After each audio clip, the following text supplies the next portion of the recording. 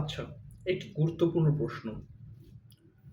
স্বল্প সময়ে বেশি পরিমাণ টাকা রোজগার করাটা বেশি জরুরি না টাকা রোজগার করার পাশাপাশি সে রোজগারের উৎসটাকে সিকিউর রাখাটা?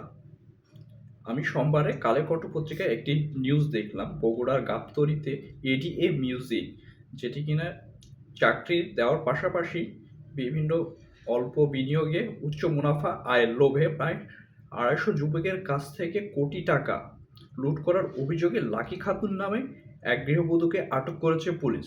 পুলিশ এটাও জানিয়েছে যে চঞ্চল নামে তার একজন সহকর্মী ছিল।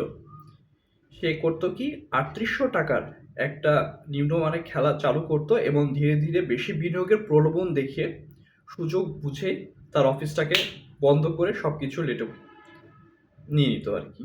এখন আমার কাছে একটা প্রশ্ন, যে আমরা কবে বুঝবো যে নিজেকে প্রতিষ্ঠিত করার কোনো শর্টকাট রাস্তা নেই? There is no way of shortcut to establish yourself. তাই এই বিষয়ে আপনার মূল্যবান মন্তব্যটি অবশ্যই কমেন্ট বক্সে জানাবেন।